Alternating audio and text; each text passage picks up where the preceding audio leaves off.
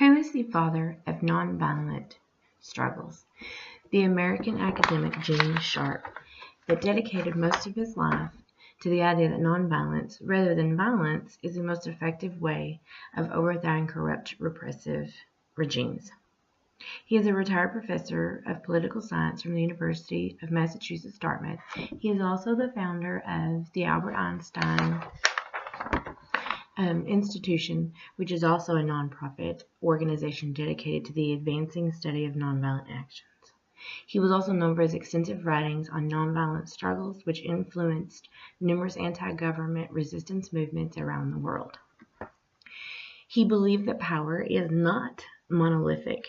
This means that it does not derive from some natural quality of those in power. He believes that political ultimately derives from the subjects of the state. His belief is that any power structure relies on the subjects' obedience to the orders of the ruler. If they don't obey the rules, then the rulers have no power.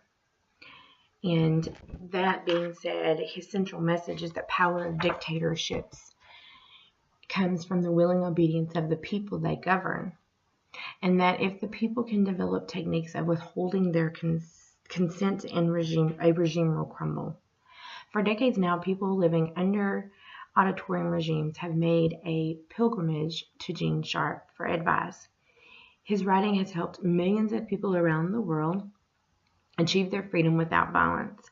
As soon as you choose to fight with violence, you're choosing to fight against your opponent's best weapons, and you have to be smarter than that, he insists.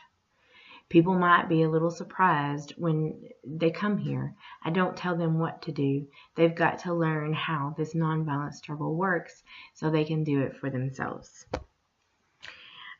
He has over 198 methods that he has developed.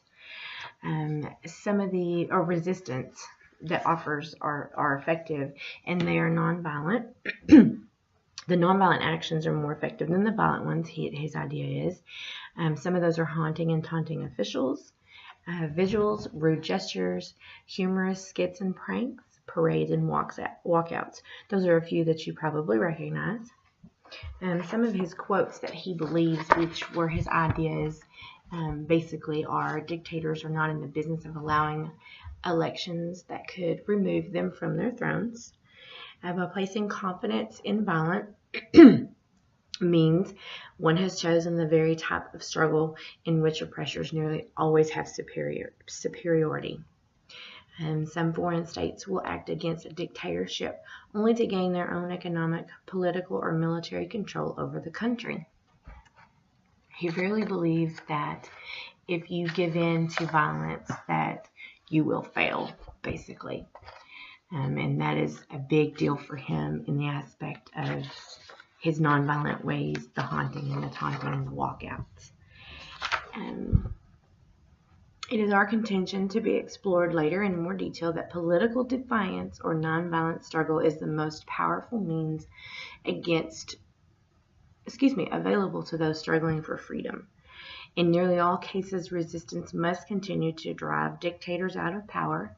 Success is most often determined not by neglecting a settlement, but through the wise use of the most appropriate and powerful means of resistance available. Dictators require the assistance of the people they rule, which without that, they cannot secure and maintain the sources of political power. So again, if you he believes that if you obey the rules, and which I guess is pretty much true, if you obey the rules, then they never have power.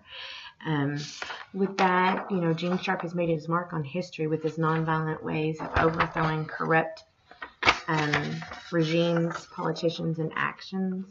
So if you want to read more on him, then you would look up Gene Sharp, and he'll give you ideas on nonviolent ways to do things versus being violent. Nonviolent, walkouts and protest basically is what his beliefs are. So again, thank you for listening and have a good day.